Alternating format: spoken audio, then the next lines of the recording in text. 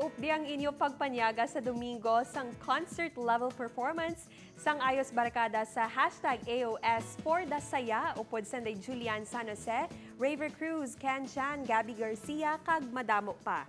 Ang Queen Dama magabirit naman sa inyo paborito nga Ariana Grande hits. Sa ikaduwa nga Domingo sang Ghost Month, magapadayon man ang musical horror comedy nga Move In, Move Out.